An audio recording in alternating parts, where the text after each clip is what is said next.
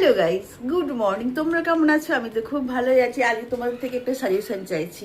আজকে এক বিয়ে হয়ে গেছে, বাট আজকে একটা বিয়ের পার্টিটা আছে, মানে বউ ভাত আছে। তাই কি করে সাজবো তোমাদেরকে আমি তো সাজতে চাই না, তোমরা একটু প্লিজ হেল্প করো না গো, কী করে সাজবো। আমি ভাবছি আজকে আমি এই ইয়েলো শাড়িটা পরবো। দেখো, এটা আমি কালকে কিনে নিয়ে এসে শাড়িটা কালকে বিয়ে বাড়িতে পরবো বলে কিনে নিয়ে এসেছি আমি। ওরা তো মারোয়ারি, তার জন্য ওদের সাজগোজের মধ্যে একটা মানে অন্যরকম লুক থাকবে।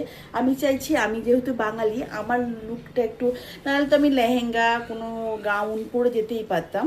আমি চাইছি আমার লুকটা একটু বাঙালিয়ানা থাকবে, মানে আমি যেহেতু আমি বাঙালি, আমার বাঙালিয়ানা থাকবে।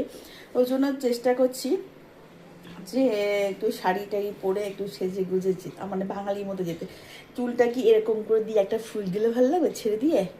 আর এইটা শাড়ি, অবশ্য আমার চুলটাকে কেউ কেউ বলে পাখির বাসা।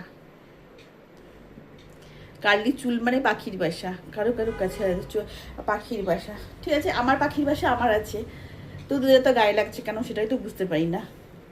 আমার পাখির বাসা আমার ভালো, যার ভালো লাগে না সে দেখো না। আমি তো সবসময় চাই যে যে আমাকে পছন্দ করবে না, তার দরকার নেই আমার ভিডিও দেখার, তাই না? আজ আমার দেখার মানে আমাকে ভালোবাসার দেখার প্রচুর লোক আছে। তার মধ্যে দু একজন থাকবে যেগুলো কি বলতো, যাদের ওরকমই কাজ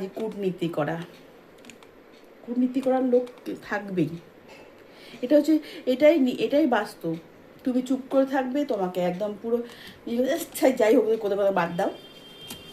এই শাড়িটা পরে কেমন লাগবে? এর সঙ্গে দেখো পিঙ্ক কালারের ব্লাউজ কিনলে, রেড লাগছে, বা রেড না, এটা পিঙ্ক কালারই আছে। এই ব্লাউজটার সঙ্গে পরবো, আর হচ্ছে কানের দুল পরবো। আর কি সাজগোজ করবো একটু কমেন্ট করে বলো তো প্লিজ, বলো, ঠিক আছে?